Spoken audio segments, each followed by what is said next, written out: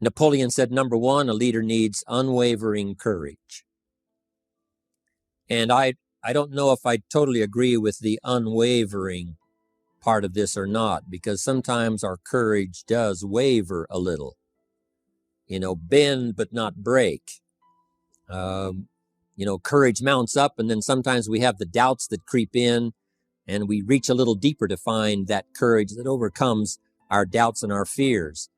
So I would probably debate a little bit with Napoleon on this unwavering courage, because sometimes courage does waver. But as long as it stays, as long as in the end, there it is to serve you, the courage to do what you didn't think you could do, the courage to step into territory that might be a little unfamiliar, the courage to talk to somebody you don't know, the courage to attempt conducting a meeting, the courage to give your first testimonial, the courage to, solve problems you couldn't solve before, that kind of courage.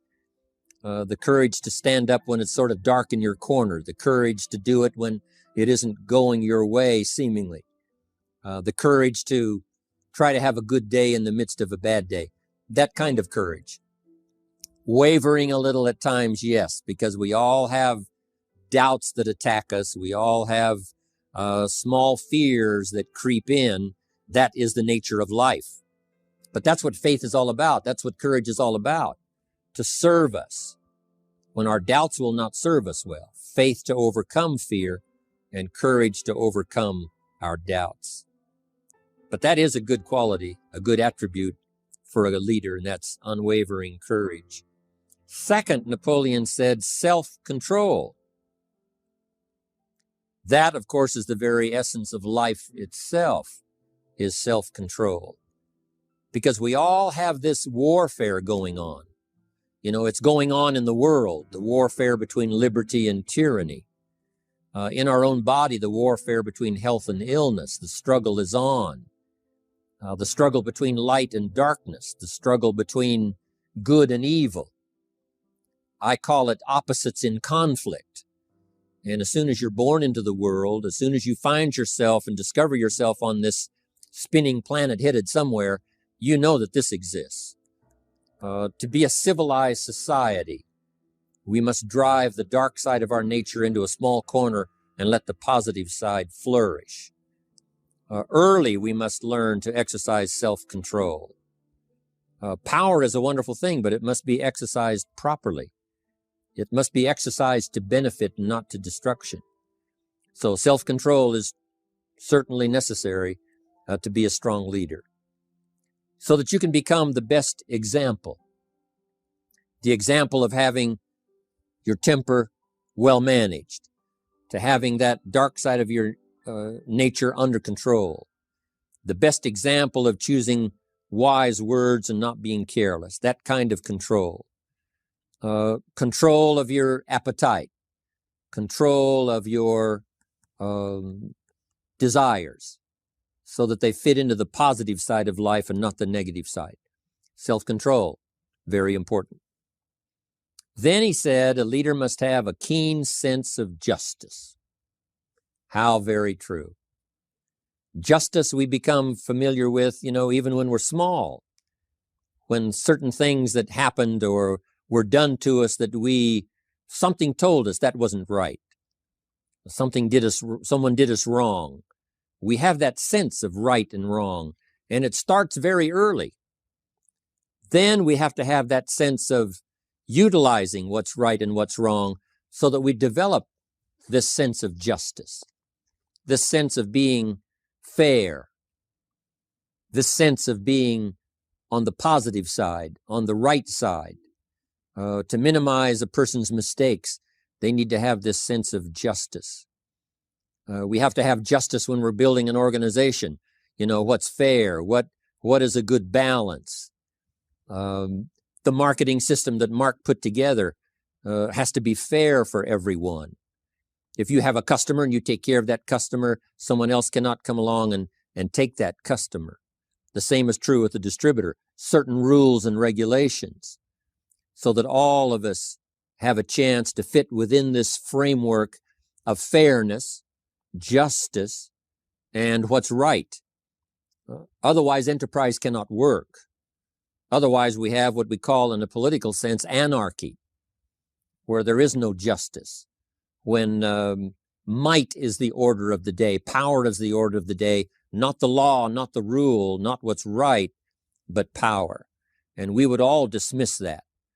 It's been a catastrophe in the last 6,000 years, the governments that resorted to power instead of democracy, that resorted to intimidation instead of freedom. And we all know the terrible toll that that takes. But it takes a toll not only politically in a country or politically around the world, but it takes a toll even in enterprise. It takes a toll in school if a teacher is unfair. It takes a toll in working on a team where someone is unfair, or where the leadership is not fair in the administration of justice. So this is true, a keen sense of justice and what's fair and what's right. Part of this we have to learn as we go. You know, you don't have it all the first year. You haven't got it all the second year, the third year.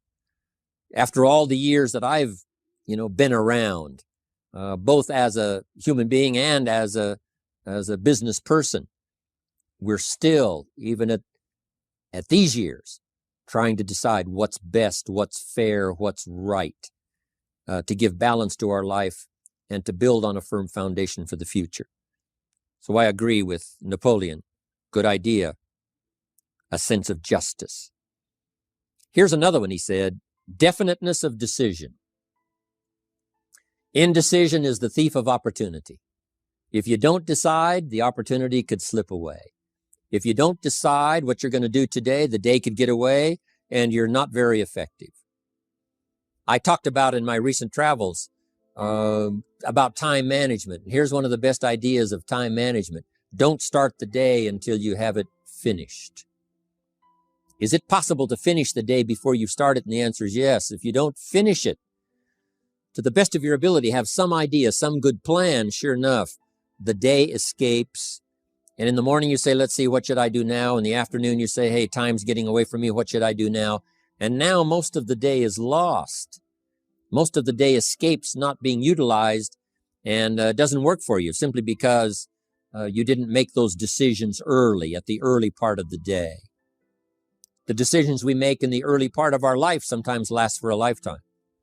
The early decisions that you make about what you're going to do with your life as far as Herbalife is concerned, those decisions are vitally important. If you neglect them and don't make them, sure enough, the time passes and the opportunity sometimes is diminished. And sometimes you spend a lot of time now catching up simply because you didn't make those early decisions. So it's the decisions at the first of the day. It's the decisions at the early part of the month. It's the decisions at the early part of the year that greatly determines what kind of year you're going to have. The decisions you make in the early days of your marriage, sometimes those are the decisions that affect the marriage for a lifetime. The decisions you make at the first chance you see opportunity, those decisions, what you're going to do with it, how far you're going to take it, what it's going to be meaning to you in the years to come. Those early decisions are vitally important. Then we need decisions to correct poor decisions, to overcome our mistakes. It's possible, of course, for all of us to make unwise decisions. And at the end of 1 year, at the end of 1 week, 1 month, or at the end of a few years, we say, that decision cost me too much. Cost me a lot of time, cost me a lot of money, cost me maybe a good relationship, cost me a chance to be productive. But as long as you're alive, there's still a chance to use new decision power to correct the mistakes of decisions that were bad in the past.